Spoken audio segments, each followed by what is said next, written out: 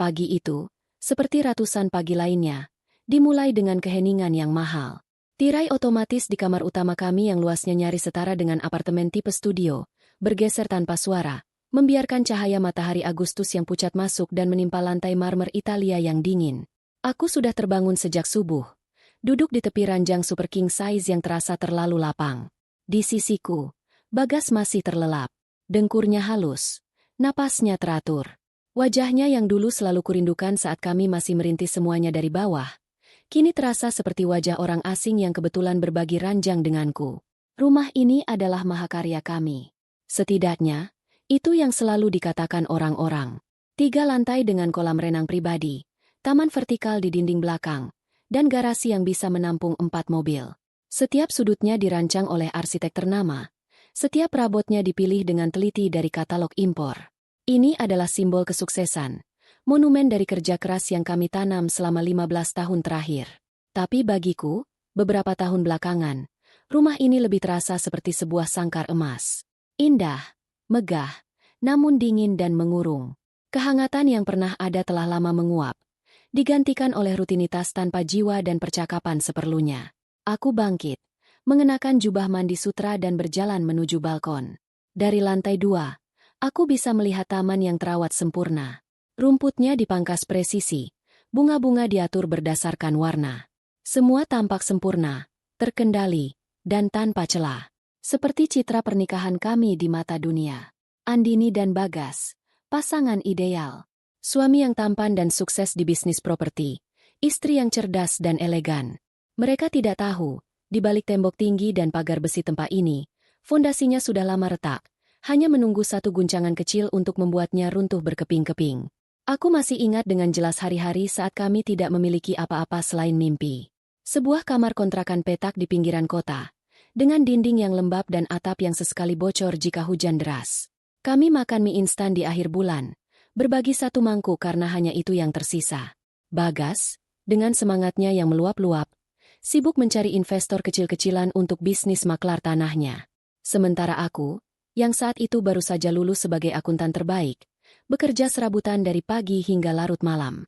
Aku mengerjakan pembukuan untuk toko kelontong, membantu warung makan menghitung stok, apa saja kulakukan demi menambah pundi-pundi rupiah agar kami bisa makan dan membayar sewa.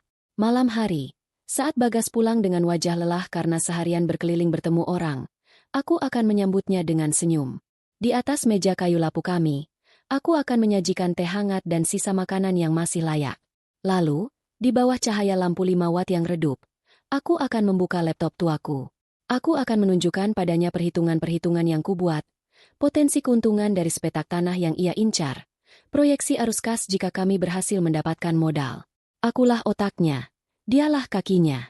Kami adalah tim yang sempurna. Saat bisnis mulai merangkak naik, Bagas semakin sibuk di lapangan. Aku memutuskan untuk berhenti dari pekerjaanku dan fokus sepenuhnya membantu bisnis kami. Aku yang mengurus semua administrasi, perpajakan, dan legalitas. Aku belajar hukum pertanahan seorang diri, membaca puluhan buku tebal hingga mataku perih. Aku yang menyarankan agar setiap aset yang kami beli, sertifikatnya diatasnamakan diriku. Bukan karena aku tidak percaya padanya, tapi karena perhitungan risikoku sebagai akuntan. Jika bisnis utama goyah, aset pribadi yang atas namaku akan aman dari sitaan bank. Bagas setuju tanpa banyak bertanya. Urusan kertas-kertas begitu, aku serahkan semua padamu, Din. Kepalaku pusing melihat angka, katanya sambil tertawa saat itu. Sebuah keputusan yang tidak pernah ia sangka akan menjadi bumerang paling mematikan untuknya. Kami berhasil. Dari 1 properti, berkembang menjadi 10. Dari ruko kecil, menjadi kompleks pergudangan. Uang mengalir deras, dan gaya hidup kami berubah drastis. Kamar kontrakan berganti menjadi rumah mewah ini.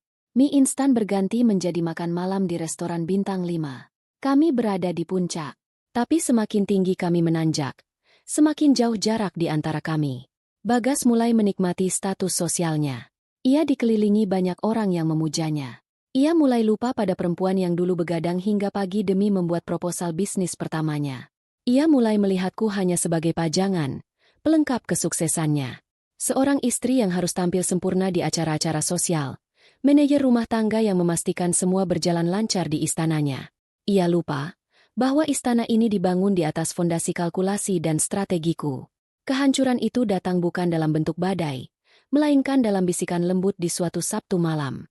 Malam itu, kami baru saja pulang dari acara makan malam dengan klien penting. Aku sedang melepas perhiasan di depan meja rias ketika Bagas masuk ke kamar. Ia tidak langsung tidur seperti biasanya. Ia duduk di sofa beludru di sudut kamar, menatapku dengan sorot mata yang aneh, campuran antara ragu dan sebuah keyakinan yang menjengkelkan. Andini, panggilnya pelan. Aku menoleh, menatap bayangannya di cermin. Ya. Ia berdeham, membetulkan posisi duduknya. Ada yang ingin aku bicarakan. Ini penting. Perasaanku mulai tidak enak. Jantungku berdebar sedikit lebih cepat. Selama beberapa bulan terakhir, aku sudah mencium gelagat aneh. Ponselnya yang selalu terkunci, panggilan telepon yang ia terima sambil menjauh, aroma parfum wanita yang samar-samar menempel di kemejanya saat ia pulang larut malam.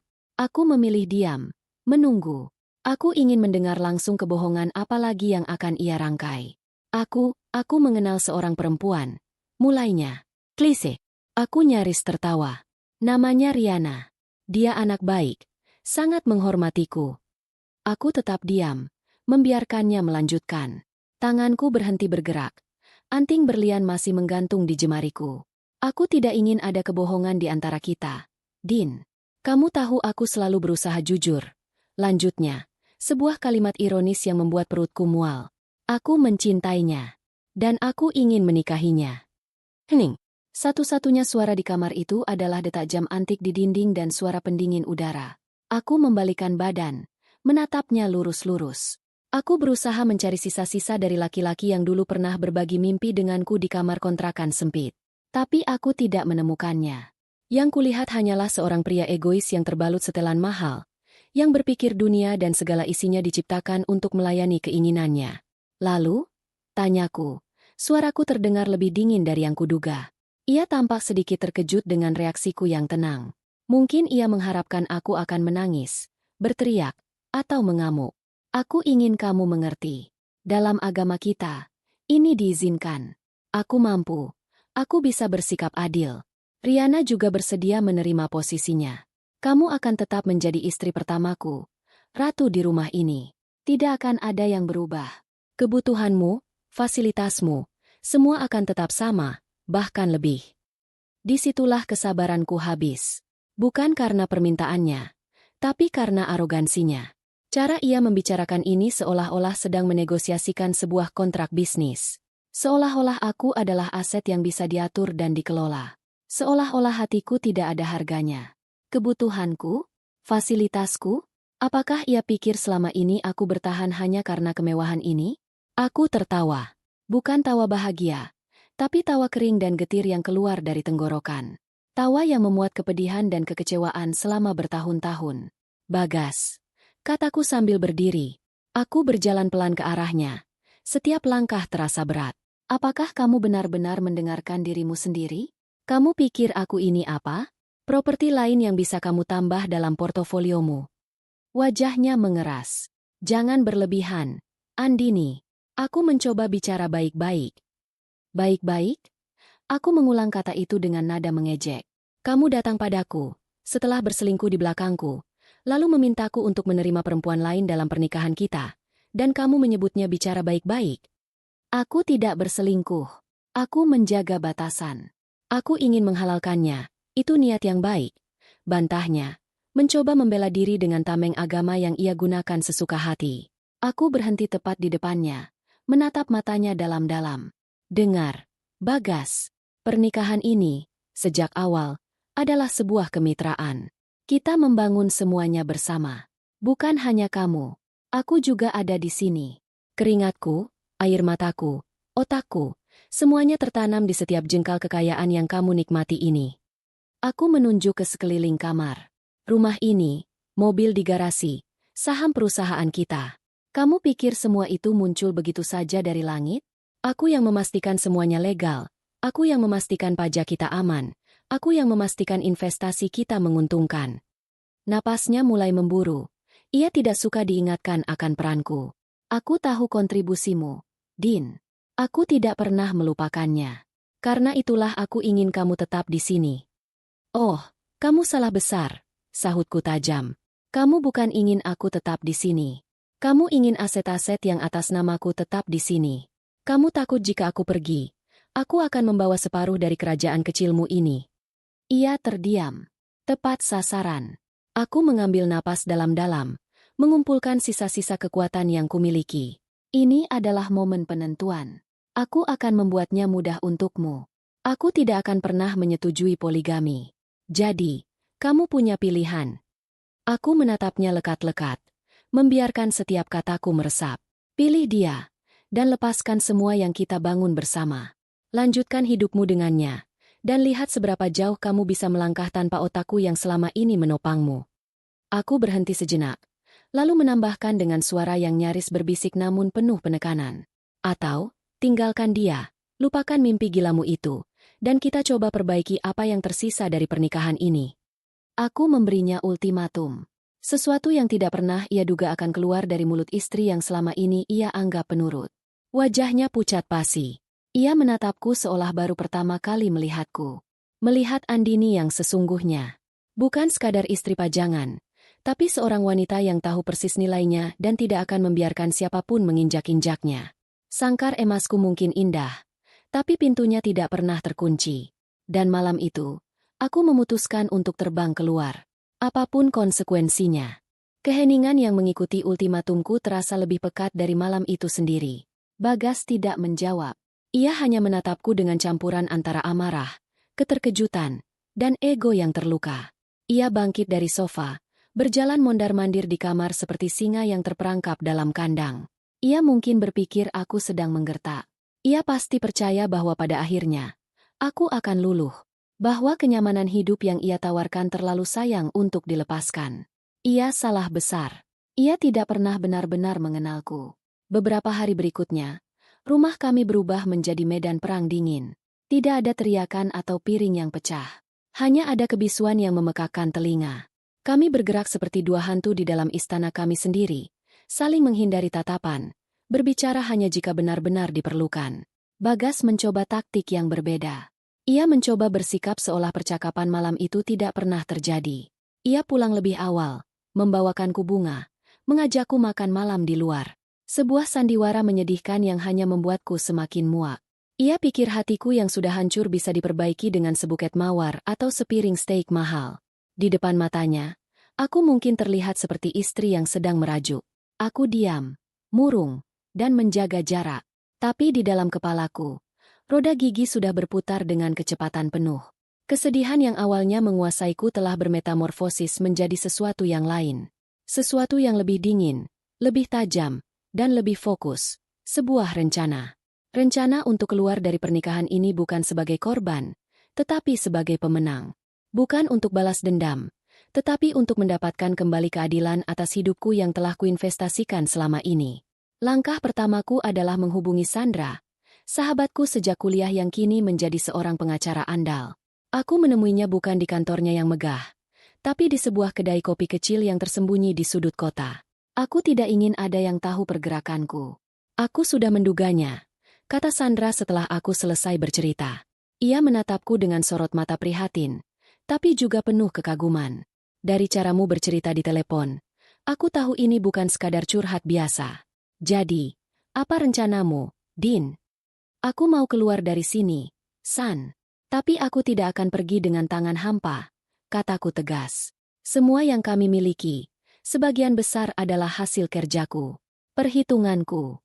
Aku yang meyakinkannya untuk membeli tanah di lokasi X. Aku yang menolak proposal investasi di proyek Y yang ternyata gagal total. Aku berhak atas itu semua. Aku tahu, Sandra mengangguk. Dan secara legal, posisimu sangat kuat. Aku ingat kamu pernah cerita hampir semua sertifikat penting atas namamu. Itu kartu truf terbesarmu. Itulah yang ingin aku bicarakan denganmu. Aku mencondongkan tubuh ke depan, menurunkan volume suaraku. Aku ingin melikuidasi semuanya. Menjualnya. Sebelum dia sadar apa yang terjadi. Sandra terdiam sejenak, memproses permintaanku. Ini berisiko, Din. Prosesnya tidak sebentar dan bisa rumit. Jika Bagas tahu, dia bisa mengajukan gugatan untuk membekukan aset. Karena itu semua harus dilakukan dalam sunyi, Jawabku cepat. Aku butuh kamu untuk menyiapkan semua dokumen legalnya. Surat kuasa jual, perjanjian-perjanjian, semuanya. Aku akan mencari pembeli sendiri. Aku punya jaringan investor yang selama ini hanya berurusan denganku, bukan dengan Bagas. Mereka lebih percaya pada analisisku. Mata Sandra berbinar. Ia melihat tekad di mataku. Baiklah, aku akan membantumu. Kita akan susun strateginya. Kita akan buat ini sebersih dan secepat mungkin. Pertemuan itu menjadi titik awal dari operasi senyapku. Siang hari, aku berperan sebagai Andini, sang istri yang patah hati. Aku mengunci diri di kamar, menolak makan, atau sekadar menatap kosong ke taman. Aku membiarkan Bagas dan para asisten rumah tangga melihatku dalam keadaan rapuh. Semakin mereka menganggapku lemah, semakin leluasa aku bergerak di belakang layar. Malam hari, saat Bagas sudah terlelap atau sedang keluar untuk menemui calon istri barunya, kamarku berubah menjadi pusat komando. Laptopku menyala, menampilkan spreadsheet yang berisi daftar lengkap aset kami. Tanah di beberapa lokasi strategis, ruko yang sedang disewa, portofolio saham, beberapa unit apartemen premium, dan tentu saja, rumah yang sedang kami tinggali. Aku mulai menghubungi satu persatu koneksiku melalui email dan aplikasi pesan terenkripsi. Prosesnya jauh lebih menguras emosi daripada yang kubayangkan. Menjual ruko pertama yang kami beli dengan susah payah terasa seperti mencabut sebagian dari sejarah hidupku. Aku ingat saat kami mengecat dindingnya sendiri karena tidak punya uang untuk membayar tukang. Aku ingat saat kami duduk di lantainya yang masih berdebu, memimpikan masa depan yang cerah. Setiap tanda tangan yang kububuhkan di atas akta jual beli terasa seperti sebuah pengkhianatan terhadap mimpi-mimpi itu. Tapi kemudian aku sadar, yang berkhianat bukanlah aku. Aku hanya sedang menyelamatkan sisa-sisa dari diriku sendiri. Aset yang paling rumit adalah rumah ini. Menjualnya secara langsung akan sangat mencurigakan. Jadi, aku dan Sandra memikirkan strategi lain. Aku menggunakan surat-surat perusahaan yang juga atas namaku untuk mengajukan pinjaman bisnis dalam jumlah besar ke sebuah bank. Jaminannya? Sertifikat hak milik rumah ini. Uang pinjaman itu langsung aku transfer ke rekening baru yang kubuat tanpa sepengetahuan Bagas. Rekening itu akan menjadi modalku untuk memulai hidup baru. Dalam perjanjian kredit, aku sengaja memasukkan klausul yang mempercepat proses penyitaan jika terjadi gagal bayar. Aku sudah merancang semuanya. Bank akan datang menagih, dan karena pinjaman itu atas nama perusahaan yang kukendalikan, Bagas tidak akan bisa berbuat apa-apa. Rumah itu akan menjadi milik bank, dan pada akhirnya akan dilelang atau dijual kepada investor yang sudah kusiapkan. Semuanya rapi dan sah secara hukum. Sementara aku sibuk dengan manuver finansialku, Bagas semakin yakin bahwa aku hanya butuh waktu. Ia mengira diamku adalah tanda kepasrahan. Suatu malam, ia pulang dengan wajah cerah. Ia duduk di sampingku yang sedang pura-pura membaca buku di ruang keluarga. Aku sudah memikirkannya, Din. Katanya dengan nada seolah ia baru saja menemukan solusi paling bijaksana di dunia. Aku akan tetap menikahi Riana. Tapi aku akan pastikan keadilan untukmu. Aku akan memberimu saham tambahan di perusahaan. Bagaimana? Aku hanya menatapnya, tidak menjawab. Di dalam hati, aku ingin tertawa terbahak-bahak. Menawariku saham di perusahaan yang sebentar lagi akan kosong asetnya? Jenius sekali. Ayolah, Din. Jangan diam saja. Kita sudah membangun semua ini terlalu lama untuk dihancurkan karena masalah ini. Riana tidak akan mengganggumu. Aku jamin. Melihatku tetap diam, egonya mulai terusik. Terserahlah kalau kamu mau keras kepala. Aku sudah mencoba bersikap baik. Jangan salahkan aku jika nanti kamu menyesal. Aku akan tetap melanjutkan rencanaku, dengan atau tanpa persetujuanmu. Itulah kalimat yang kutunggu. Sebuah konfirmasi bahwa ia telah membuat pilihannya. Ia memilih perempuan itu. Dan dengan pilihannya itu, ia tanpa sadar telah menandatangani surat kehancurannya sendiri. Malam itu, setelah ia pergi lagi entah kemana, aku menyelesaikan transaksi terakhir. Semua aset likuid sudah berpindah tangan. Semua dana sudah aman di rekening baruku. Yang tersisa hanyalah bom waktu yang terpasang di rumah ini. Operasiku memakan waktu hampir 2 bulan. 2 bulan hidup dalam kepura-puraan. Dengan jantung yang selalu berdebar setiap kali telepon berdering, takut jika salah satu rencanaku terbongkar. Tapi semua berjalan lancar. Bagas terlalu sibuk dengan dunianya yang baru, terlalu percaya diri dengan posisinya, hingga ia buta terhadap segala sesuatu yang terjadi di bawah hidungnya. Ia melihatku sebagai ratu yang kehilangan tahta, padahal aku adalah seorang jenderal yang sedang menyusun strategi perang di dalam bentengnya sendiri. Rencana dalam sunyi itu hampir selesai. Aku hanya tinggal menunggu waktu yang tepat untuk menekan tombolnya. Proses perceraian kami berjalan dengan kecepatan yang mengejutkan, didorong oleh ketidaksabaran Bagas untuk memulai lembaran barunya. Ia ingin semua selesai sebelum bulan berganti, seolah pernikahan 15 tahun bisa dihapus semudah membalik halaman kalender.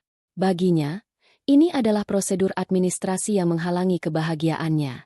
Bagiku, setiap langkah dalam proses ini adalah ritual pemakaman. Pemakaman cinta, kenangan, dan masa depan yang pernah kami rancang bersama. Kami bertemu di ruang mediasi di Pengadilan Agama. Sebuah ruangan kecil, dingin, dengan cat dinding berwarna krem yang kusam. Udara di dalamnya terasa pengap, syarat dengan keputusasaan dari pasangan-pasangan lain yang pernah duduk di kursi yang sama. Aku datang bersama Sandra, sementara Bagas didampingi pengacara perusahaannya, seorang pria parubaya yang lebih sering mengurus sengketa tanah daripada perceraian. Pilihan pengacara itu saja sudah menunjukkan di mana prioritas Bagas berada, mengamankan aset, bukan menyelesaikan pernikahan. Mediator, seorang bapak yang tampak bijaksana, mencoba berbicara dengan nada lembut. Ia menanyakan tentang akar permasalahan, tentang kemungkinan rujuk. Aku hanya menggeleng pelan, membiarkan Sandra yang berbicara. Bagas, di seberang meja, tampak gelisah. Ia terus-menerus melirik jam tangannya, seakan-akan ada pertemuan bisnis penting yang lebih menyita perhatiannya daripada akhir dari pernikahannya sendiri. Mengenai pembagian harta Gonogini, kata mediator itu akhirnya, sampai pada inti permasalahan. Pengacara Bagas langsung menyodorkan sebuah draft. Klien kami, Bapak Bagas, sudah menyiapkan proposal yang sangat murah hati. Rumah utama akan tetap menjadi milik Bapak Bagas, mengingat itu adalah pusat dari kegiatan bisnis dan sosial beliau. Ibu Andini akan mendapatkan apartemen di pusat kota dan tunjangan bulanan yang lebih dari cukup. Aku nyaris tersenyum sinis. Murah hati? Ia menawariku remah-remah dari kue yang kubuat sendiri. Sandra dengan tenang membuka tasnya dan mengeluarkan sebuah map yang jauh lebih tebal. Terima kasih atas tawarannya, Pak. Namun, kami juga sudah menyiapkan draft kesepakatan sendiri, yang kami yakin lebih mencerminkan kontribusi masing-masing pihak selama pernikahan. Sandra kemudian menjelaskan dengan lugas namun sopan. Ia tidak membantah bahwa rumah akan ditempati oleh Bagas. Ia justru mengiyakannya. Benar, untuk kelancaran transisi, kami setuju Bapak Bagas untuk sementara waktu bisa tetap menggunakan rumah tersebut. Katanya, memilih kata, menggunakan, bukan, memiliki. Sebuah detail kecil yang luput dari perhatian Bagas dan pengacaranya. Sandra lalu memaparkan poin-poin lain, yang sebagian besar berisi kalimat-kalimat hukum yang rumit tentang pelepasan hak, pembagian saham berdasarkan kinerja historis, dan penyelesaian utang piutang internal perusahaan. Pengacara Bagas mengerutkan kening, mencoba memahami jargon yang digunakan Sandra. Bagas sendiri sudah jelas kehilangan minat. Baginya, yang penting adalah ia mendapatkan rumah dan statusnya tidak terganggu. Sisanya hanyalah detail teknis. Intinya apa? Potong Bagas tidak sabar. Saya tidak punya waktu untuk berbelit-belit. Cepat selesaikan saja. Intinya, sahut Sandra dengan senyum tipis, adalah Ibu Andini ingin memastikan proses ini berjalan adil dan cepat, sama seperti keinginan Bapak. Draft ini adalah jalan terbaik. Semua aset yang secara de jure atas nama Ibu Andini akan dikelola olehnya, dan aset atas nama Bapak atau perusahaan akan menjadi hak Bapak, setelah dikurangi kewajiban-kewajiban yang ada. Pengacara Bagas membaca sekilas dokumen itu. Ia melihat klausul tentang aset atas nama pribadi. Dalam pikirannya yang sempit, ia mungkin hanya berpikir tentang perhiasan atau rekening tabungan pribadi, bukan sertifikat tanah dan bangunan. Ia mengangguk pada Bagas. Sepertinya standar saja. Pak, bisa kita lanjutkan. Momen puncaknya adalah hari penandatanganan. Kami bertemu di kantor notaris. Ruangan itu terasa lebih formal, dengan rak-rak buku hukum yang menjulang tinggi. Di atas meja mahoni yang besar, bertumpuk dokumen-dokumen tebal yang akan mengakhiri segalanya. Setiap lembar adalah paku terakhir untuk peti mati pernikahan kami. Bagas datang terlambat, dengan aroma kopi mahal dan kesibukan yang dibuat-buat. Ia bahkan tidak menatapku. Fokusnya hanya pada tumpukan kertas itu. Mana yang harus saya tanda tangani? Tanyanya kepada notaris, seolah sedang meminta kwitansi parkir. Notaris menunjukkan halaman-halaman yang memerlukan paraf dan tanda tangannya. Sandra duduk di sampingku. Matanya awas mengamati setiap gerakan. Aku sendiri hanya bisa menatap nanar. Tanganku sedikit gemetar saat memegang pena. Ini nyata. Semuanya akan berakhir. Bagas menandatangani setiap lembar dengan cepat. Ia tidak membaca detailnya. Ia hanya melihat judul di bagian atas. Surat kesepakatan bersama, akta pembagian aset, surat pelepasan hak. Ia menandatangani surat yang memberiku kuasa penuh untuk menjual saham perusahaan atas namanya. Ia menandatangani dokumen yang mengesahkan agunan rumah kami kepada bank. Ia menandatangani surat yang menyatakan bahwa semua aset yang tercatat atas namaku adalah murni milik pribadiku dan bukan bagian dari harta bersama. Ia menandatangani surat kematian finansialnya sendiri dengan sebuah senyuman tipis. Berpikir bahwa ia baru saja memenangkan sebuah negosiasi. Saat giliranku, aku berhenti sejenak. Aku menatap Bagas, yang sedang sibuk membalas pesan di ponselnya, mungkin dari Riana. Aku menarik napas panjang.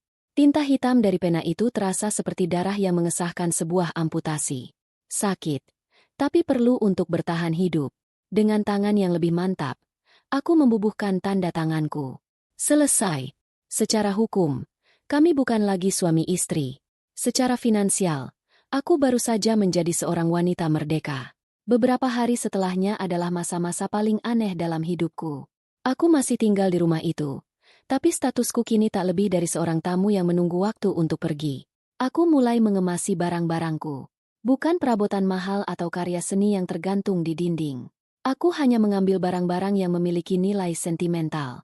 Album foto lama yang sudah menguning, tumpukan buku favoritku, piyama pertama yang kubeli dengan gaji pertamaku, dan sebuah pot tanaman sukulen kecil yang kurawat sejak kami masih di kontrakan. Setiap barang yang kumasukkan ke dalam kardus adalah sebuah kenangan. Aku menemukan foto wisudaku. Bagas berdiri di sampingku, memelukku dengan bangga. Matanya saat itu masih memancarkan cinta yang tulus. Kemana perginya tatapan itu? Aku menemukan tiket bioskop dari kencan pertama kami. Sudah lapuk dan nyaris tak terbaca. Kami menonton film komedi murahan. Tapi kami tertawa begitu keras hingga ditegur penonton lain. Di mana hilangnya tawa itu? Air mataku jatuh tanpa bisa kutahan. Ini bukan air mata penyesalan, tapi air mata duka. Aku berduka atas cinta yang telah mati, atas janji yang telah diingkari, atas masa muda yang telah kuhabiskan untuk membangun sebuah istana yang ternyata terbuat dari pasir. Pada hari terakhirku di rumah itu, Riana datang. Ia masuk tanpa permisi, seolah rumah itu sudah menjadi miliknya. Ia berjalan-jalan, mengamati setiap sudut dengan tatapan menilai.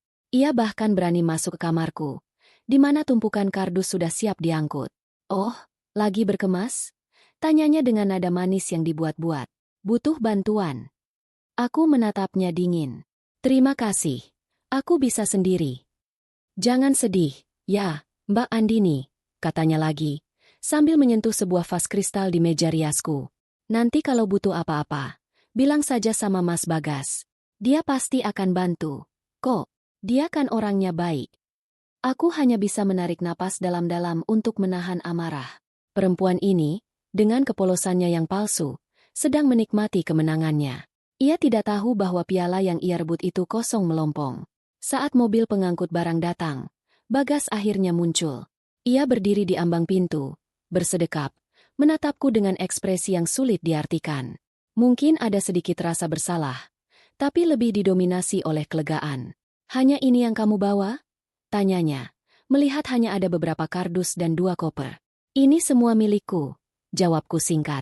"Sisanya milik rumah ini." Ia mengangguk, lalu merogoh sakunya dan mengeluarkan sebuah buku cek. "Ini, untuk biaya sewa tempat baru dan untuk hidup beberapa bulan ke depan. Anggap saja sebagai ucapan terima kasihku." Aku menatap cek di tangannya, lalu menatap matanya. Ejekan terakhir. Sebuah sedekah dari seorang raja kepada rakyat jelata yang terusir. Aku tidak mengambilnya. "Simpan saja, Gas. Kamu akan lebih membutuhkannya nanti," kataku dengan tenang. Ia mengerutkan kening, tidak mengerti. Tapi aku tidak memberinya waktu untuk bertanya. Aku berbalik, berjalan keluar dari pintu utama untuk terakhir kalinya tanpa menoleh ke belakang. Saat aku masuk ke dalam taksi dan mobil mulai menjauh, aku melihat dari kaca spion. Bagas dan Riana berdiri berdampingan di depan pintu mahoni yang megah itu. Riana bersandar manja di lengan Bagas. Mereka tampak seperti raja dan ratu baru di istana mereka. Sebuah pemandangan yang menyedihkan. Mereka sedang merayakan kemenangan di atas kapal yang sebentar lagi akan karam. Dan aku, sang kapten yang asli, sudah lama pergi dengan membawa semua skoci penyelamat. Perpisahan ini memang pahit, tapi masa depanku terasa lebih manis. 2 minggu setelah kepergianku, gema perayaan sudah mulai terdengar dari rumah yang pernah menjadi milikku. Bagas tidak membuang waktu. Ia mempercepat semua rencana pernikahannya dengan Riana, seolah ingin segera menghapus jejakku dan menegaskan status barunya kepada dunia. Kabar itu sampai kepadaku melalui teman-teman lama dan unggahan di media sosial yang tak sengaja kulihat. Mereka akan menggelar resepsi pernikahan di rumah itu sendiri, mengubah taman belakang yang luas menjadi sebuah panggung pertunjukan kemewahan. Dari cerita yang kudengar, persiapannya tidak main-main. Bagas menyewa salah satu wedding organizer paling mahal di kota. Puluhan ribu mawar putih impor didatangkan untuk menghiasi setiap sudut rumah. Sebuah panggung besar didirikan di atas kolam renang yang ditutup sementara. Cateringnya dari Hotel Bintang 5, dengan menu yang terdiri dari 7 hidangan utama. Gaun pengantin Riana dirancang khusus oleh desainer ternama yang biasanya hanya menangani kalangan selebriti. Bagas ingin menunjukkan kepada semua orang bahwa perceraiannya tidak memengaruhinya sama sekali. Malah sebaliknya, ia kini lebih bahagia dan lebih berjaya dari sebelumnya. Aku membayangkan Riana berada di pusat semua itu. Seorang gadis muda yang impiannya menjadi kenyataan. Ia pasti merasa seperti Cinderella yang akhirnya menemukan pangerannya. Aku bisa melihatnya sibuk memilih warna taplak meja, mencicipi kue pengantin setinggi 7 tingkat, dan melakukan fitting gaun sambil terkikik geli. Ia sedang menikmati buah dari kerja kerasku, berjalan di atas lantai marmer yang kubeli, merencanakan pesta di taman yang kurawat. Tidak ada sedikit pun rasa bersalah dalam dirinya. Hanya ada kebanggaan dan kemenangan. Pada hari pernikahan mereka, aku sengaja menyibukkan diri. Aku berada di apartemen baruku yang sederhana namun nyaman. Sebuah tempat kecil dengan pemandangan kota dari jendelanya. Aku membongkar kardus-kardus terakhir, menata buku-buku di rak, dan memasang beberapa foto lama orang tuaku. Aku mencoba fokus pada masa depanku. Siang harinya, aku bertemu dengan seorang konsultan bisnis untuk mematangkan ide usaha baruku, sebuah firma konsultan keuangan butik. Aku ingin menggunakan keahlianku untuk diriku sendiri sekarang.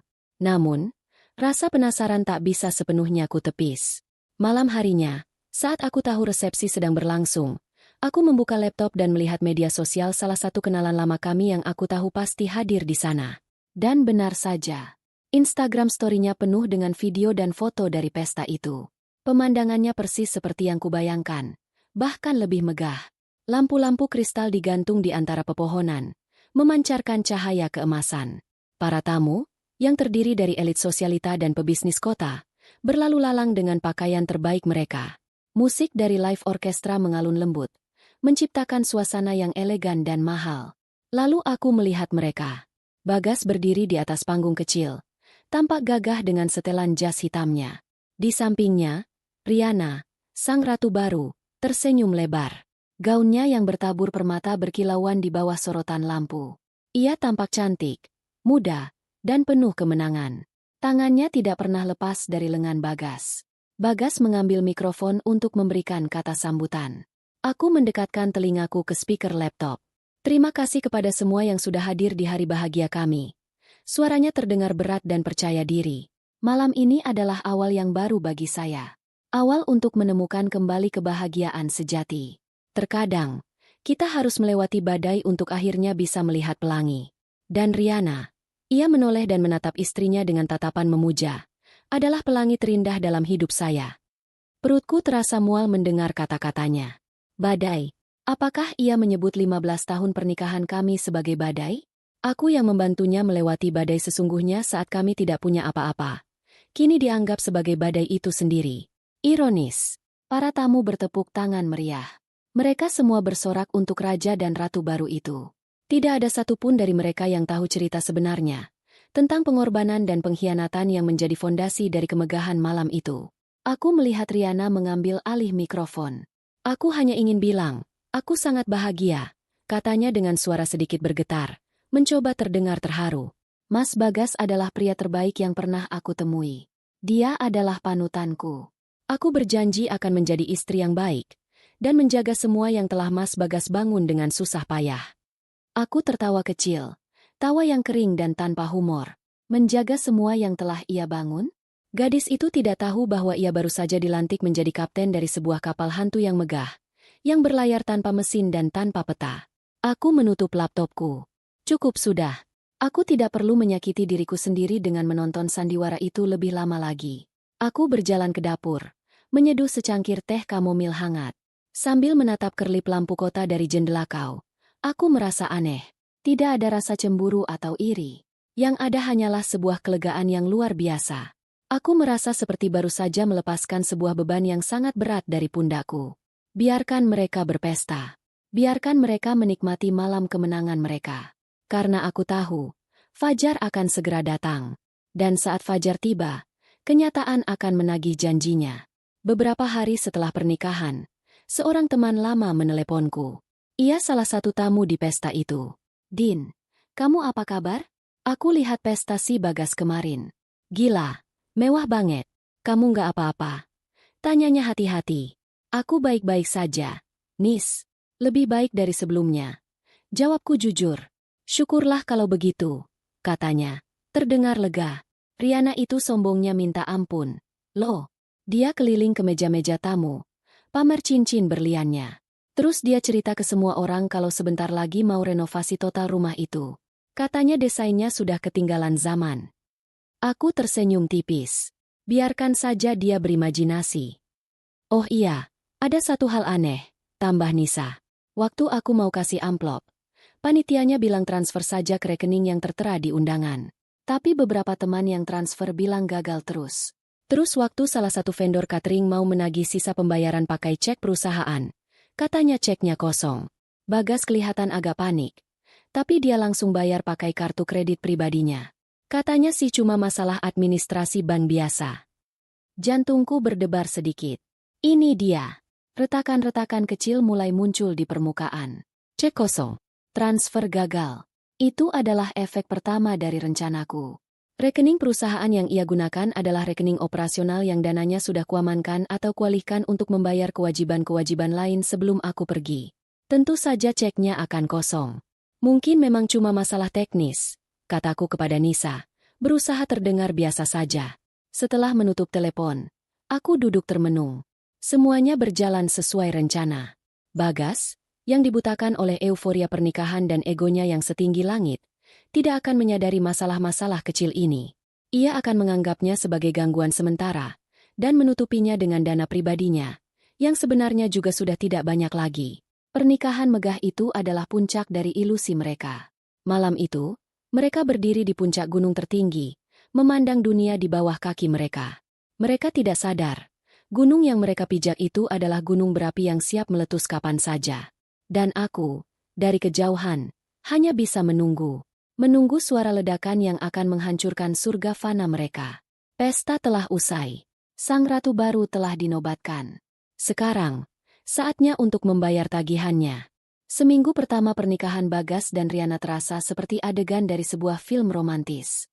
Mereka hidup dalam gelembung kebahagiaan yang sempurna, mengabaikan dunia luar dan menikmati status baru mereka sebagai suami istri. Bagi Riana, ini adalah puncak dari semua impiannya. Setiap pagi ia bangun di ranjang mewah yang dulu milikku, memandang wajah Bagas yang tertidur di sampingnya, dan merasa seperti wanita paling beruntung di dunia. Ia telah memenangkan segalanya. Pria idaman, kekayaan, dan sebuah istana untuk disebut sebagai rumah. Pagi pertama mereka sebagai pasangan menikah, mereka sarapan di tepi kolam renang. Para asisten rumah tangga, yang masih canggung dengan kehadiran nyonya baru mereka, menyajikan jus jeruk segar dan kroasang hangat. Riana, dengan gaun tidur sutranya, menatap sekeliling dengan mata berbinar. Aku masih tidak percaya ini semua nyata, Mas, katanya manja, menyandarkan kepalanya di bahu Bagas. Rasanya seperti mimpi. Bagas tersenyum, senyum seorang pria yang merasa telah membuat keputusan yang tepat. Mulai sekarang, ini adalah kenyataanmu, sayang. Kamu pantas mendapatkannya. Ia merasa divalidasi.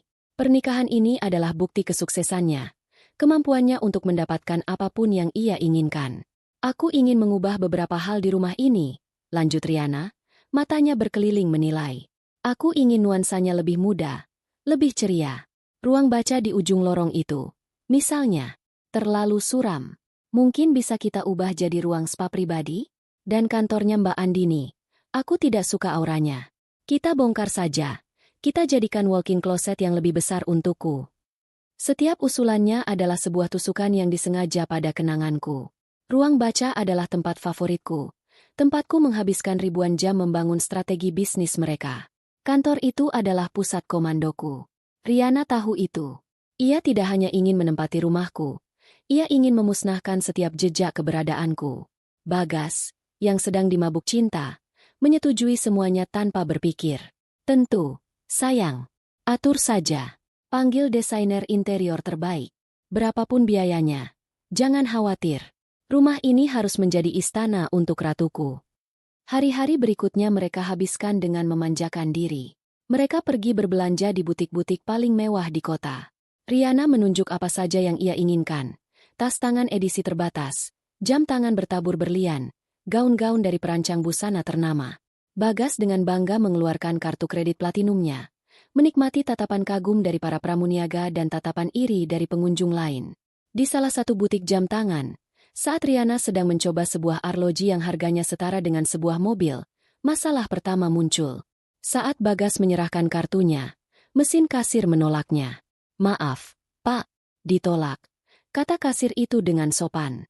Wajah Bagas langsung memerah karena malu dan marah. "Apa maksudmu ditolak? Coba lagi. Pasti mesin kalian yang rusak." Kasir itu mencoba beberapa kali lagi. Hasilnya tetap sama. "Mungkin limitnya, Pak." Sarannya hati-hati. "Tidak mungkin. Limit kartu ini tidak terbatas," bentak Bagas. Suaranya menarik perhatian beberapa orang. Riana, yang berdiri di sampingnya, mulai tampak tidak nyaman. Untuk menghindari rasa malu yang lebih besar, Bagas akhirnya mengeluarkan kartu debit dari dompetnya dan membayar dengan itu. Transaksi berhasil. Namun ia tahu saldo di rekening pribadinya itu terkuras cukup banyak. Saat mereka berjalan keluar dari butik, Riana bertanya dengan nada cemas. "Mas, kartunya kenapa?" "Hanya masalah teknis biasa," jawab Bagas cepat, mencoba terdengar santai. "Bank sering begitu kalau ada transaksi besar. Dianggap mencurigakan. Nanti aku telepon mereka. Jangan khawatirkan hal-hal sepele seperti itu." Riana mengangguk, memilih untuk percaya. Bagaimanapun, bukti kemewahan ada di pergelangan tangannya. Satu kartu yang ditolak tidak berarti apa-apa, pikirnya. Namun, insiden kecil itu adalah kerikil pertama di sepatu mereka yang sempurna.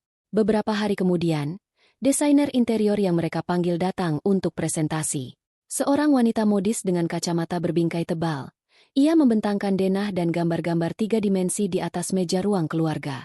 Ia mengusulkan perubahan total, mulai dari mengganti lantai marmer dengan kayu solid impor, memasang sistem pencahayaan pintar, hingga memesan furnitur custom dari Italia.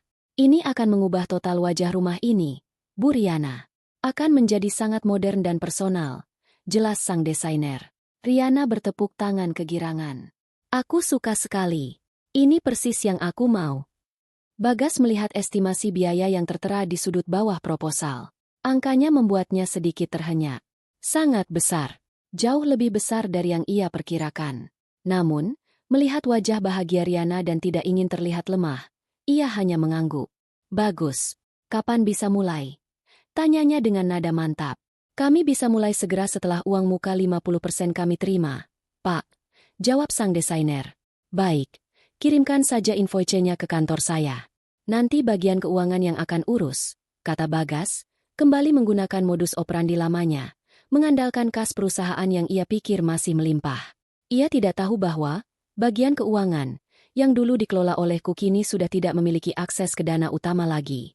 Peringatan berikutnya datang dalam bentuk panggilan telepon. Saat sedang bersantai di sore hari, ponsel Bagas berdering. Nama akuntan perusahaannya muncul di layar. "Ya, Pak Budi, ada apa?" sapa Bagas. "Maaf mengganggu, Pak Bagas. Saya hanya mau konfirmasi. Ada beberapa tagihan dari supplier besar yang sudah jatuh tempo, tapi dana di rekening operasional kita tidak mencukupi untuk membayarnya," lapor Pak Budi dengan suara khawatir.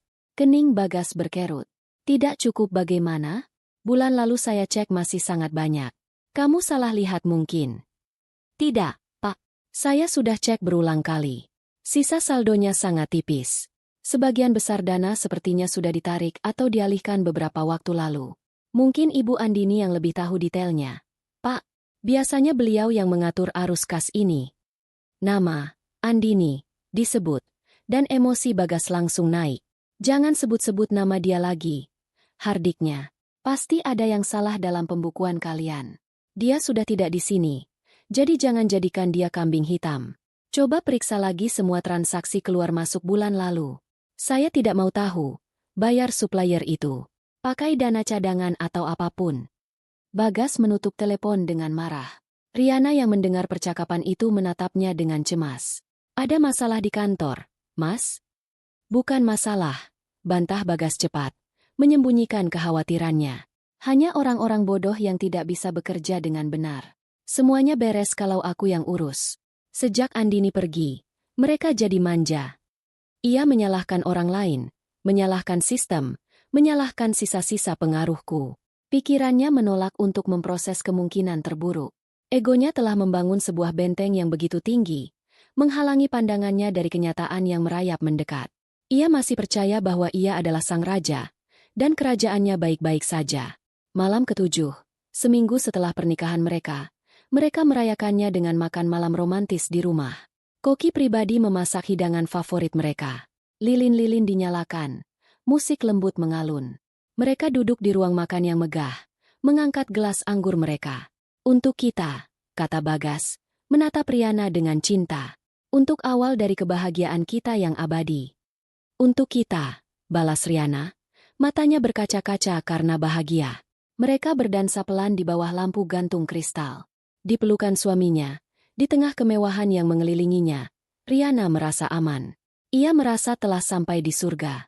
Mereka berdua, dalam kebahagiaan naif mereka, tidak menyadari bahwa itu adalah malam terakhir mereka di surga yang fana itu. Mereka tidak tahu bahwa di luar sana, Fajar sedang bersiap untuk datang, dan bersama Fajar, akan datang pula para penagih utang dari neraka. Mereka tertidur lelap malam itu, dalam dekapan ilusi mereka yang terakhir. Pagi ke-8 dimulai dengan sempurna, menipu, seolah semesta sengaja merancang sebuah panggung yang indah untuk sebuah tragedi. Matahari pagi bersinar cerah, cahayanya menembus jendela kaca raksasa dan menciptakan pola-pola hangat di lantai. Burung-burung berkicau riang di taman. Udara terasa segar setelah hujan singkat di malam hari. Di ruang makan, Bagas dan Riana menikmati sarapan mereka. Riana, dengan ponsel di tangannya, sedang tertawa kecil melihat kembali foto-foto dan video pernikahan mereka yang diunggah teman-temannya. Ia masih terbuai dalam euforia menjadi seorang pengantin. Sesekali ia menunjukkan layar ponselnya pada Bagas. Lihat deh, Mas, yang ini. Cantik banget. Ya, dekorasinya? Semua orang bilang pernikahan kita itu wedding of the year. Bagas tersenyum bangga sambil menyeruput kopinya. Ia membuka tabletnya, membaca berita-berita bisnis, berperan seperti biasa sebagai seorang eksekutif sukses yang memulai harinya dengan informasi pasar. Semuanya terasa normal, damai, dan terkendali. Ia telah berhasil membuktikan kepada dunia, dan kepada dirinya sendiri, bahwa hidupnya jauh lebih baik tanpa Andini.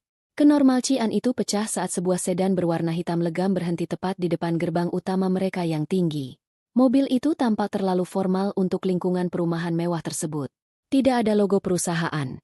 Hanya kilau cat hitam yang membuatnya tampak misterius dan sedikit mengintimidasi. Mobil siapa itu, Mas?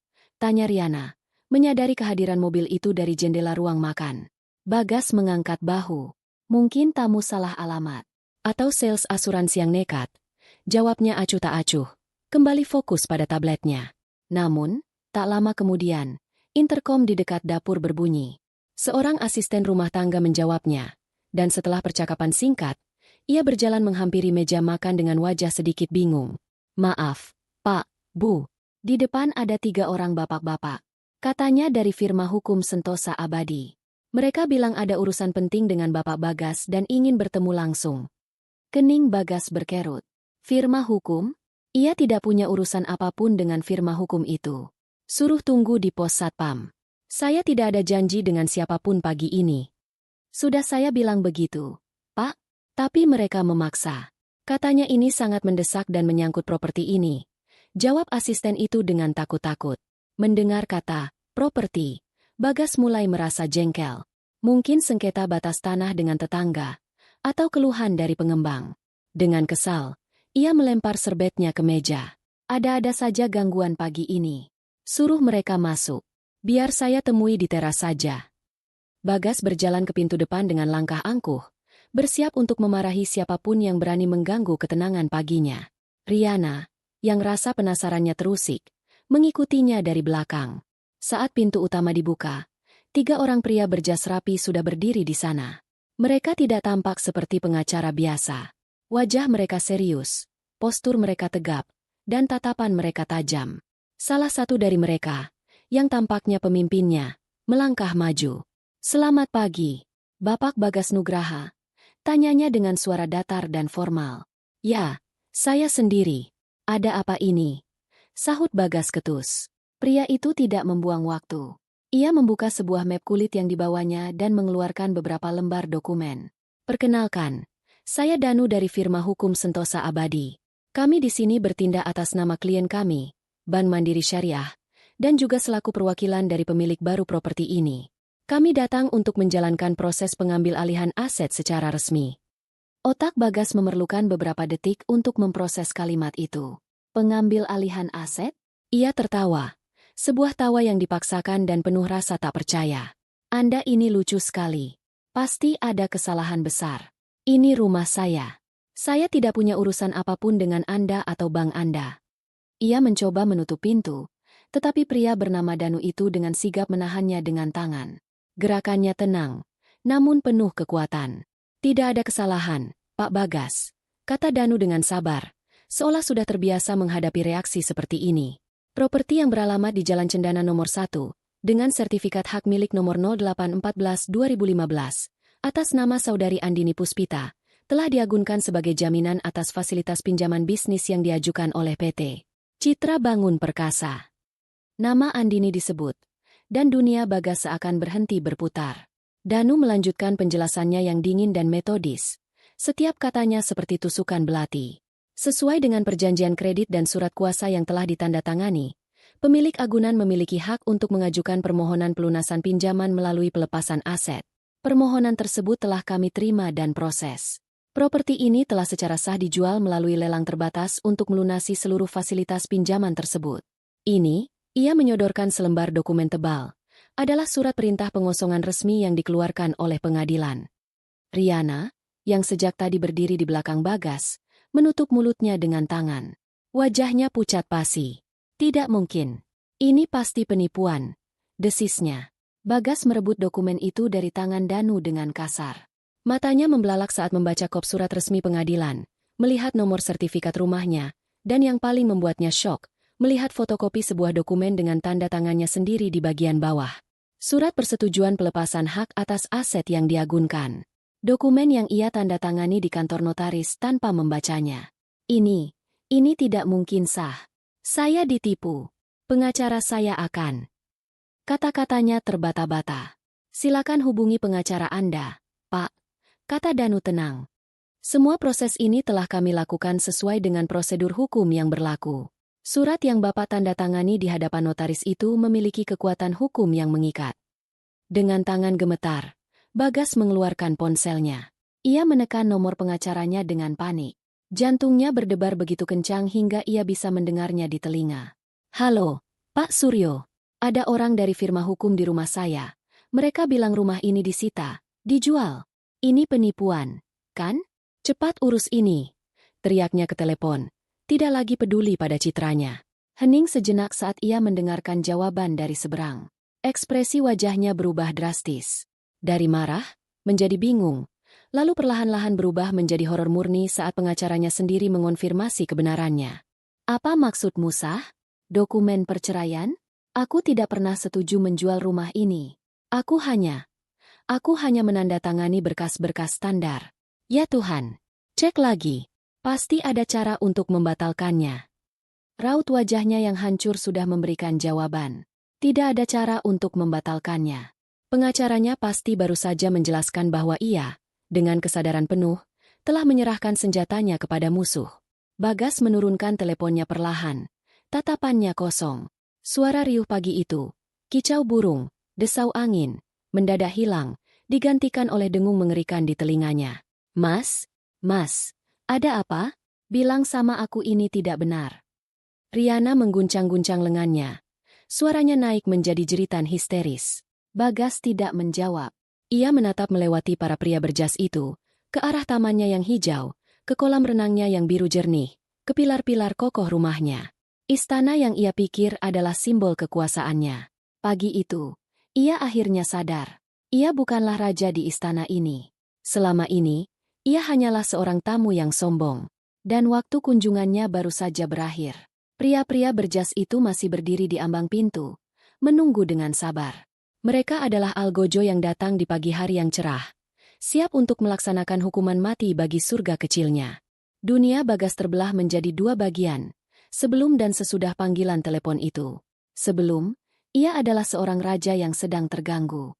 Sesudah, ia adalah seorang pengemis yang baru saja menyadari bahwa jubah yang ia kenakan hanyalah pinjaman. Ponselnya terlepas dari genggamannya yang lemas.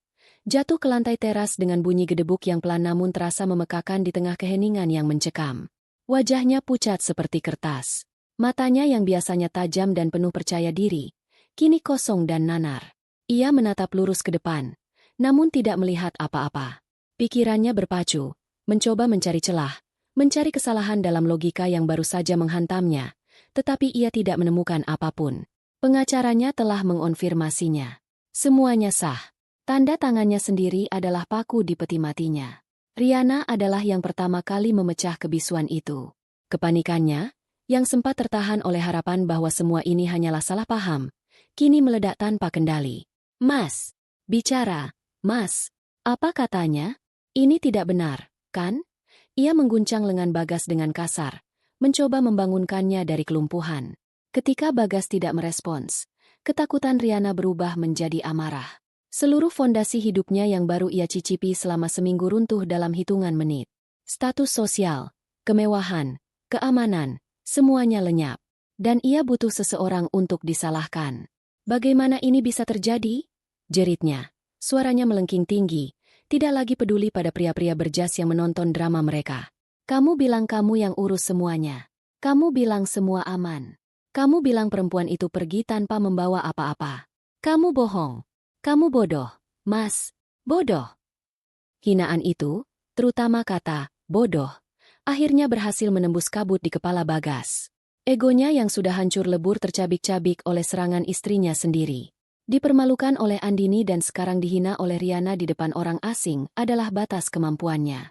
Kemarahannya meledak, bukan pada Andini yang tidak terjangkau, tetapi pada sosok yang ada di hadapannya. Ini semua gara-gara kamu, raungnya, menepis tangan Riana dengan kasar. Wajahnya memerah karena amarah dan rasa malu. Kalau kamu tidak datang ke dalam hidupku, semua ini tidak akan pernah terjadi. Andini tidak akan pernah melakukan ini. Kamu yang merusak rumah tanggaku. Kamu yang membuatnya marah. Ini semua salahmu. Salahku? Balas Riana tak kalah keras. Air matanya kini mengalir deras, campuran antara tangis dan amarah. Kamu yang merayuku. Kamu yang berjanji akan memberiku segalanya. Kamu yang bilang istrimu itu kuno dan penurut. Ternyata kamu yang tidak becus. Laki-laki macam apa kamu? Tidak bisa melindungi hartamu sendiri. Pertengkaran sengit mereka menjadi tontonan yang menyedihkan di teras rumah megah itu. Mereka saling melempar tuduhan, saling menyalahkan, mencoba melepaskan rasa sakit dan kepanikan mereka kepada satu sama lain. Cinta dan pemujaan yang baru seminggu lalu mereka pamerkan di hadapan ratusan tamu, kini menguap tak bersisa, digantikan oleh racun kebencian dan penyesalan. Danu, pemimpin tim hukum itu, akhirnya berdeham cukup keras untuk menginterupsi mereka. Bapak, Ibu, mohon maaf. Katanya dengan nada yang tetap tenang namun tegas. Kami turut prihatin dengan kondisi Anda, tetapi kami memiliki tugas yang harus dijalankan. Tim kami akan segera memulai proses inventarisasi aset di dalam rumah. Sesuai prosedur, kami memberikan Anda waktu 6 jam dari sekarang untuk mengemasi barang-barang pribadi yang paling esensial. Pakaian, dokumen penting, dan barang personal lainnya. Di luar itu, semua barang yang ada di rumah ini, termasuk perabotan dan kendaraan, statusnya adalah kuo dan menjadi bagian dari aset yang dialihkan. Pernyataan itu seperti seember air es yang disiramkan ke wajah mereka. 6 jam. Seluruh kehidupan mereka di istana itu harus berakhir dalam 6 jam.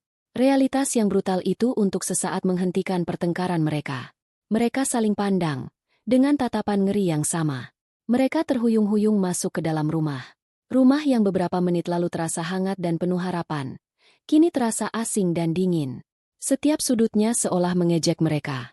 Tim dari firma hukum itu mulai masuk dengan sopan, membawa clipboard dan kamera, mulai mencatat setiap barang berharga. Kepanikan kembali melanda. Bagaimana ini? Di mana kita akan tinggal? Isak Riana, sambil berlari ke kamar tidur utama mereka. Ia membuka lemari pakaiannya yang penuh dengan gaun dan tas bermerek yang baru dibelinya. Barang-barangku, Mas, tasku, perhiasanku. Bagaimana kita membawanya? Fokusnya hanya pada benda-benda itu. Simbol status yang baru saja ia raih. Ia mulai menarik keluar pakaian secara acak, melemparkannya ke atas ranjang. Beberapa masih lengkap dengan label harganya. Ia menangis bukan karena kehilangan rumah, tapi karena kehilangan aksesori dari gaya hidup yang diimpikannya. Bagas, di sisi lain, masih mencoba melawan takdir. Ia berjalan mondar-mandir seperti orang gila, ponsel menempel di telinga. Ia menelepon semua orang yang ia kenal yang punya koneksi hukum. Ia berbicara dengan nada memohon, lalu mengancam, lalu memohon lagi. Tapi jawabannya selalu sama. Prosesnya legal. Dokumennya sah. Tanda tangannya valid. Tidak ada yang bisa dilakukan. Setiap panggilan telepon adalah pintu lain yang dibanting di depan wajahnya. Kekacauan memenuhi rumah itu. Riana menjerit saat salah satu petugas inventarisasi memotret koleksi sepatunya. Bagas membentak seorang petugas yang hendak mencatat nomor seri televisi layar data raksasa di ruang keluarga. Para asisten rumah tangga hanya bisa menonton dengan diam.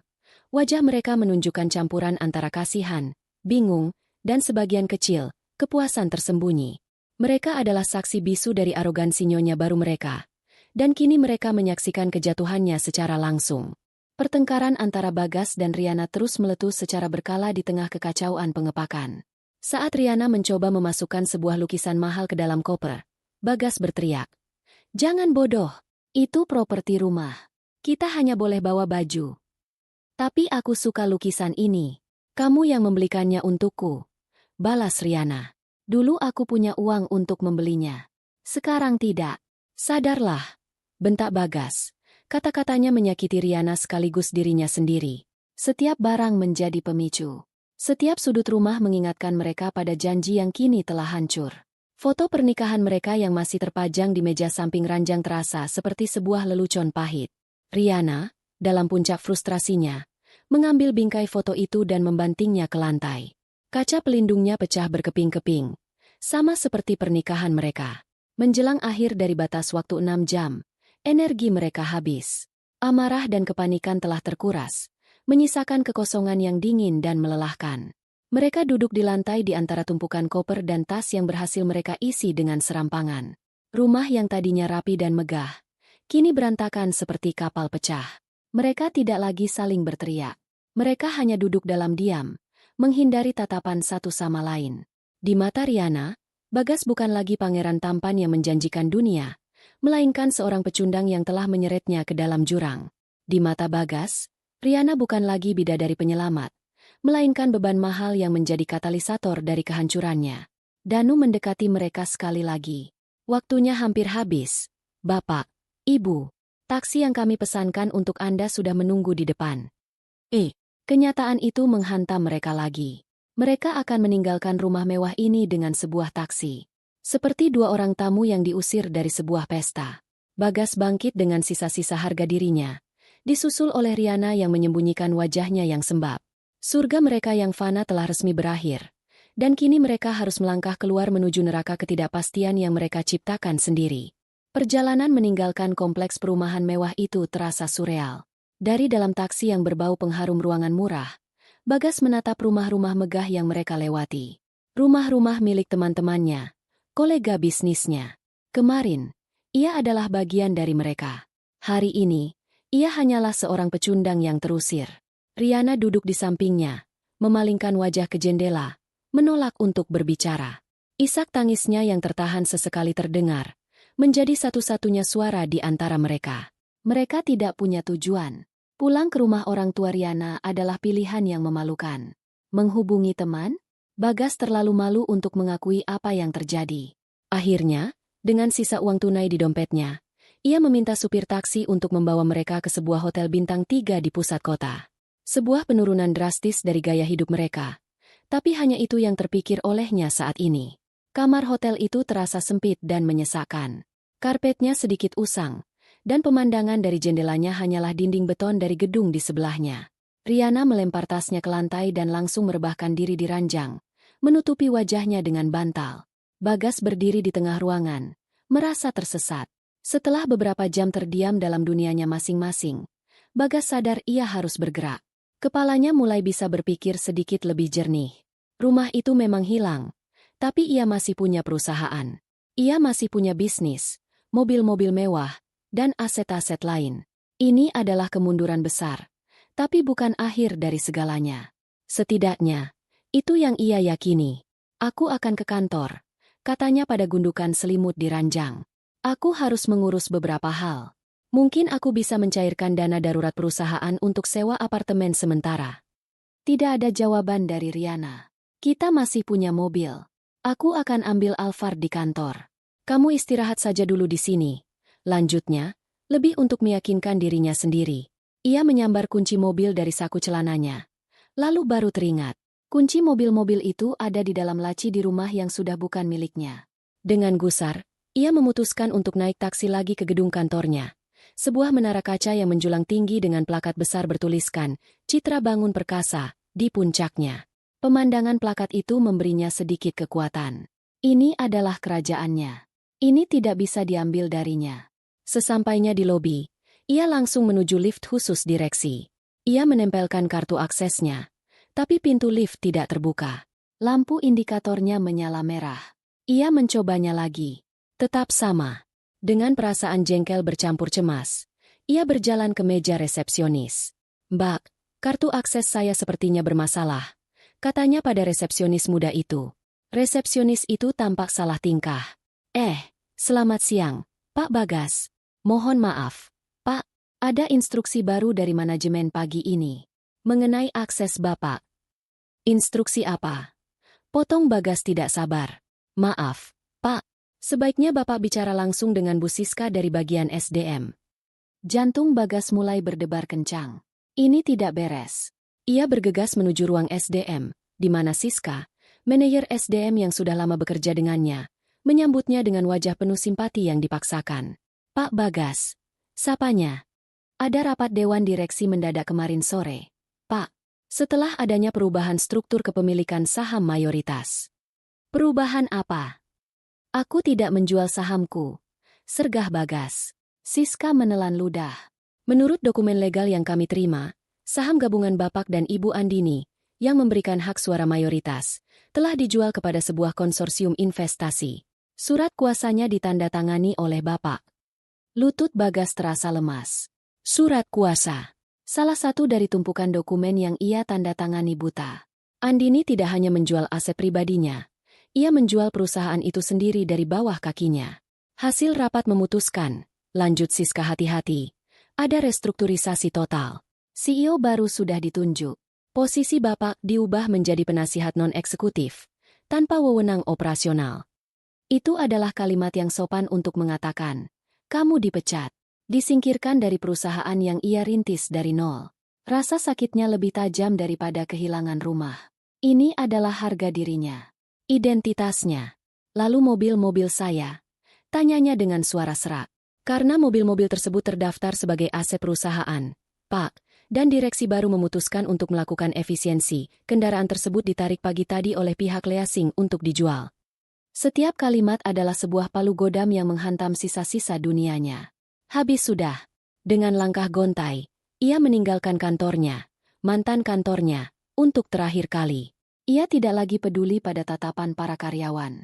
Ia berjalan tanpa tujuan, hingga akhirnya menemukan sebuah kafe internet kecil di sebuah ruko tua. Ia perlu melihat buktinya sendiri. Ia harus tahu seberapa dalam lubang yang telah digali Andini untuknya. Ia menyewa sebuah komputer, dan dengan bantuan seorang junior akuntan yang masih setia padanya yang ia hubungi lewat telepon, ia berhasil mendapatkan akses read-only ke sistem keuangan perusahaan.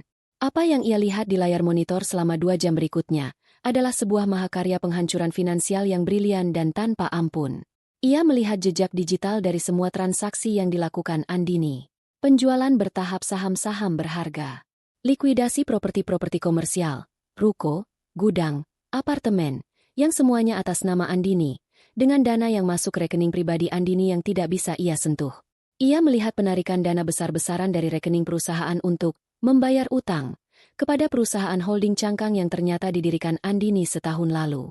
Ia melihat pengajuan pinjaman raksasa dengan jaminan rumah mereka, yang dananya langsung dialihkan ke luar negeri. Itu adalah sebuah pembongkaran yang sistematis. Andini tidak melakukan satu gerakan besar yang mencolok. Ia melakukannya dengan ratusan transaksi kecil dan sedang selama berbulan-bulan. Seperti rayap yang menggerogoti tiang-tiang sebuah bangunan dari dalam. Semuanya bersih, legal, dan didasari oleh surat-surat kuasa yang ia tanda tangani dengan bodohnya. Di akhir penelusurannya, ia membuka neraca keuangan pribadinya yang bisa ia akses dari internet banking. Saldonya menyedihkan.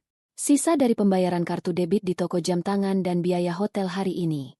Semua rekening investasinya kosong, sudah dilikuidasi oleh Andini melalui surat kuasa lain yang ia tanda tangani. Kebenaran itu menamparnya dengan kekuatan penuh.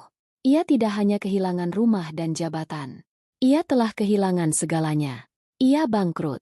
Lebih buruk dari bangkrut, ia memiliki utang pribadi dari kartu kredit yang ia gunakan untuk membiayai pernikahan megahnya, tanpa ada sumber penghasilan untuk membayarnya. Andini tidak hanya meninggalkannya. Ia telah menghapusnya. Ia kembali ke hotel yang suram itu saat hari sudah gelap. Ia masuk ke kamar dan melihat Riana sedang duduk di tepi ranjang, menatapnya dengan tajam. Sudah dapat mobilnya? Kita mau pindah ke apartemen mana? Aku tidak mau lama-lama di tempat kumuh ini, tuntutnya. Suaranya dingin dan tanpa simpati.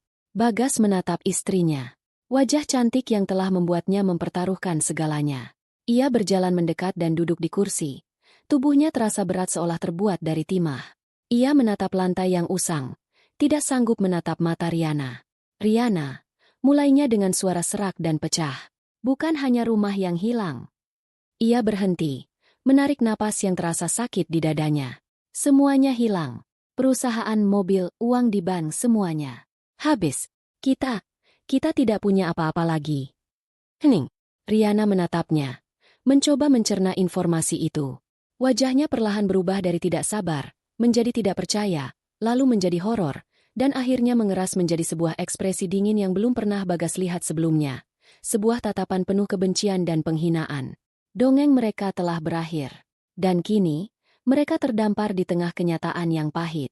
Waktu berjalan, membawa dua takdir yang saling menjauh ke arah yang berlawanan. Seperti dua perahu yang berangkat dari titik yang sama, satu berlayar menuju matahari terbit, sementara yang lain tersesat dan tenggelam di telan badai yang diciptakannya sendiri. Di sudut kota yang lebih tenang, jauh dari gemerlap pusat bisnis yang dulu menjadi panggung hidupku, aku memulai babak baruku. Aku menempati sebuah apartemen 2 kamar yang tidak mewah, namun terasa hangat dan hidup. Dindingnya kuket dengan warna putih gading, dan kususupi dengan rak-rak buku yang penuh dengan koleksi lamaku serta buku-buku baru tentang investasi dan pengembangan diri. Sebuah balkon kecil menjadi tempat favoritku, di mana aku menanam beberapa pot lavender dan rosemary. Setiap pagi, aku duduk di sana dengan secangkir teh hangat, menatap langit, dan merasakan sebuah kedamaian yang sudah bertahun-tahun tidak pernah kurasakan. Kedamaian ini tidak bisa dibeli dengan uang. Ini adalah kedamaian yang lahir dari kebebasan sejati. Firma konsultan keuangan butik yang kurintis, Amanah Finansia, mulai berjalan. Aku menyewa sebuah ruang kantor kecil yang fungsional. Modalku adalah uang hasil jerih payahku sendiri, dan klien pertamaku adalah orang-orang dari lingkaran pertemanan lama yang percaya pada kemampuanku.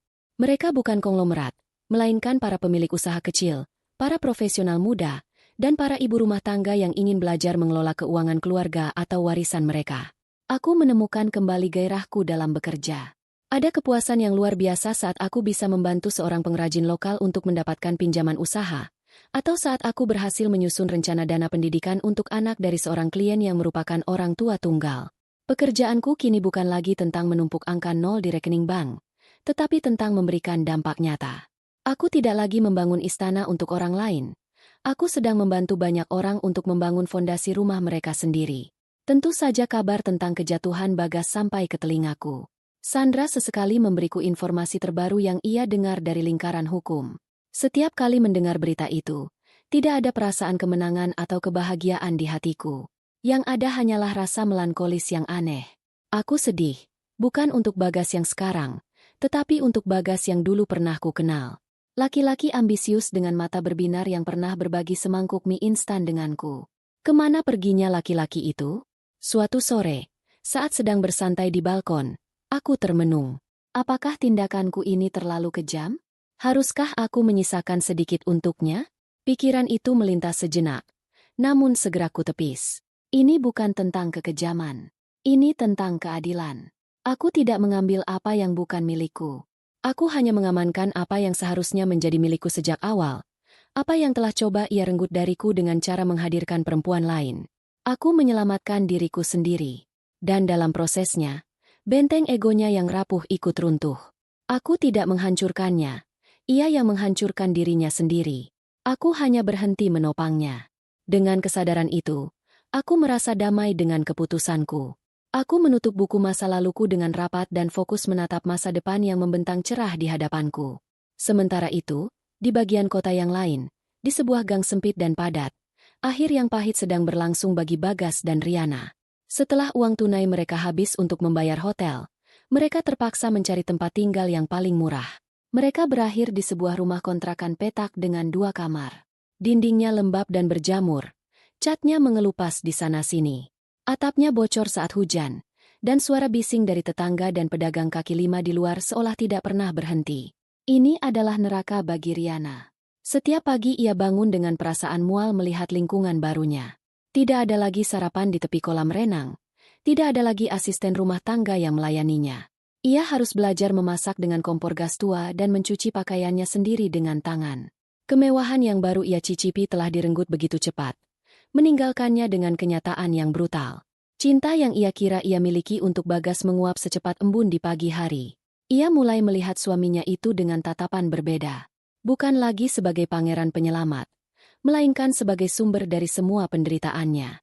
Setiap hari, rumah kecil itu dipenuhi dengan pertengkaran mereka. Aku menikahimu bukan untuk hidup seperti ini. Mas, lihat, kulitku jadi kusam, tanganku kasar. Keluhnya suatu hari, menunjukkan telapak tangannya. Bagas, yang baru saja pulang setelah seharian berjalan kaki melamar pekerjaan dan ditolak di mana-mana, hanya bisa menatapnya dengan lelah. Lalu kamu mau aku bagaimana, Riana? Aku sedang berusaha. Berusaha apa? Semua koneksimu tidak ada yang mau bantu. Kamu itu sudah tidak dianggap lagi.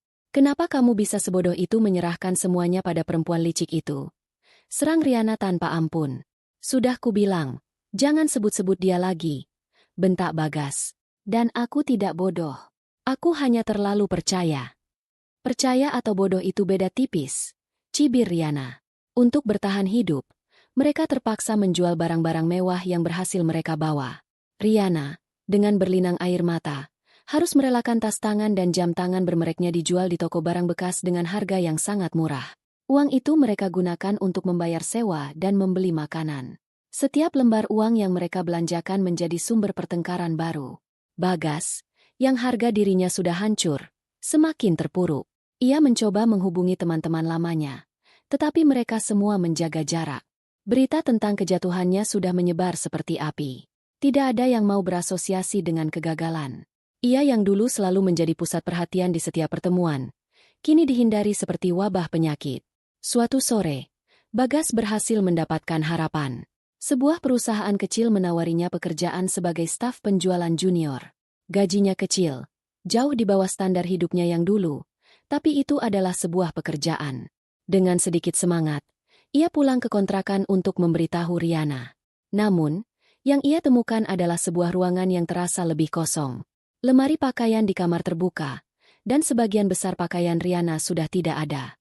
Di atas meja makan yang reyot, tergeletak secari kertas dan beberapa lembar uang ratusan ribu. Itu adalah surat dari Riana. Mas, maaf, aku tidak bisa lagi. Ini bukan kehidupan yang aku inginkan. Aku tidak cukup kuat untuk hidup seperti ini. Aku pulang ke rumah orang tuaku. Uang ini sisa dari penjualan antingku yang terakhir. Semoga cukup untukmu bertahan beberapa waktu. Jangan cari aku. Bagas meremas surat itu di tangannya. Tidak ada air mata. Hanya ada kehampaan yang dingin. Perempuan yang membuatnya mengorbankan segalanya telah meninggalkannya saat ia tidak punya apa-apa lagi. Sebuah akhir yang bisa ditebak, namun tetap terasa menyakitkan. Ia duduk sendirian di kontrakan yang pengap itu.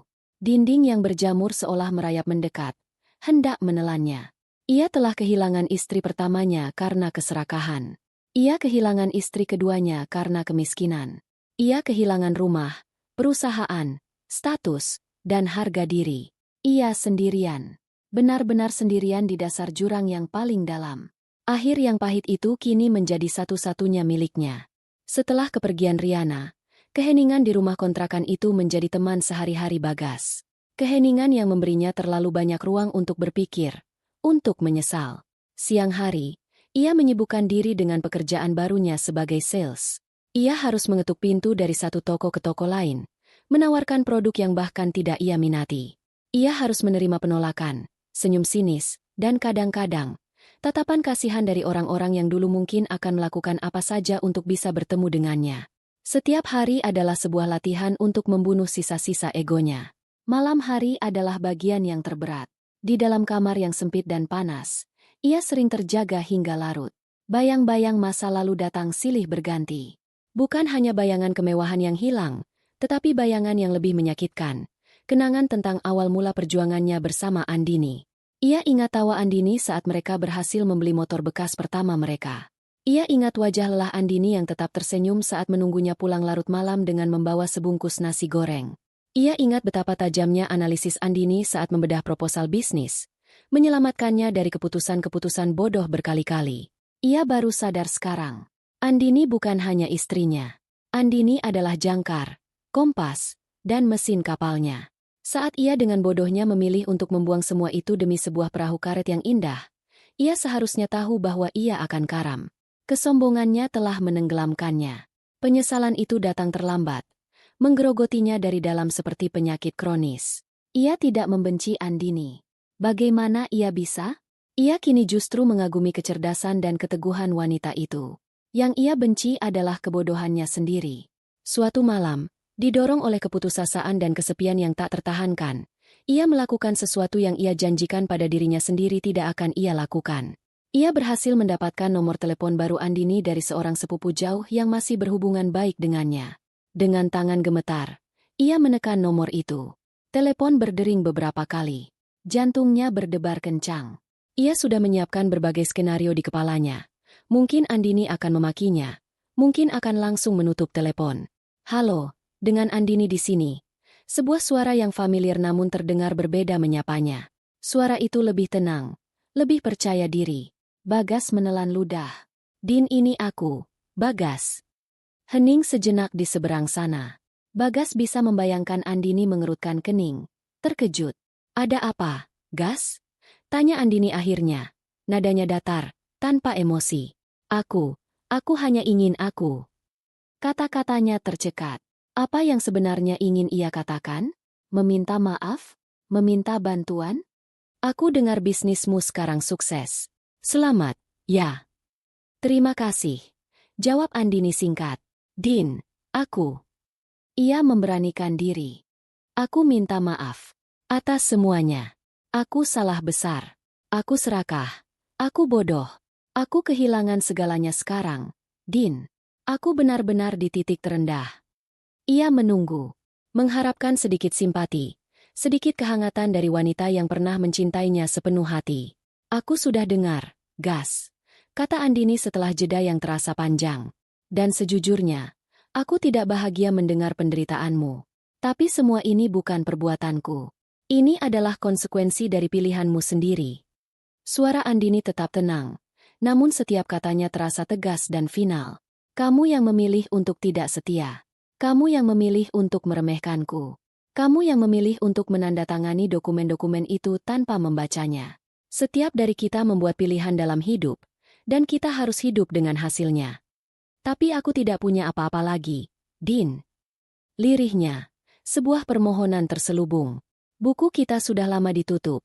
Gas, sahut Andini. Aku sudah memulai hidupku yang baru, dan aku bahagia sekarang.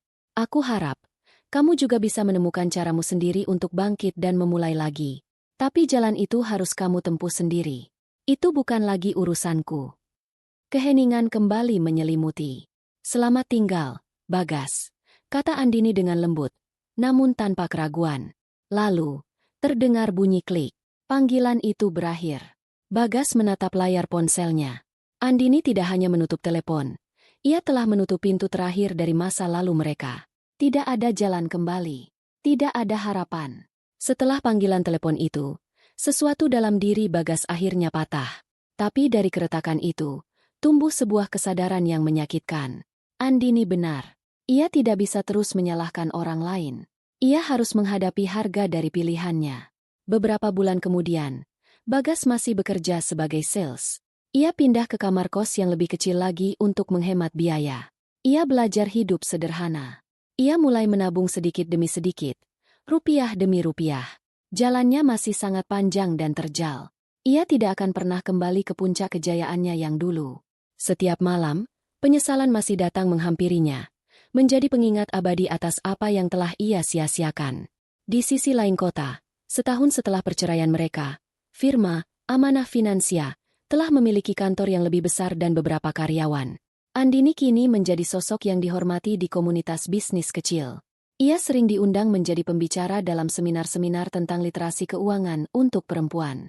Sore itu, ia berdiri di depan jendela kantor barunya, menatap gedung-gedung pencakar langit yang bermandikan cahaya senja. Ia tidak lagi memikirkan Bagas atau masa lalunya. Pikirannya dipenuhi oleh ide-ide baru untuk mengembangkan bisnisnya, membantu lebih banyak orang. Sebuah senyum tulus terukir di wajahnya. Senyum seorang wanita yang telah melalui badai dan keluar menjadi lebih kuat. Ia tidak mencari balas dendam. Ia hanya mencari keadilan untuk dirinya sendiri. Dan dalam prosesnya, ia menemukan sesuatu yang jauh lebih berharga daripada semua aset yang pernah ia miliki. Kedamaian dan kebahagiaan yang ia ciptakan dengan tangannya sendiri. Harga dari sebuah pilihan bisa sangat mahal. Dan Bagas telah membayarnya lunas dengan kehilangannya. Sementara Andini, dengan pilihannya untuk pergi dan berjuang, telah mendapatkan hadiahnya yang tak ternilai, sebuah kehidupan baru yang sepenuhnya menjadi miliknya.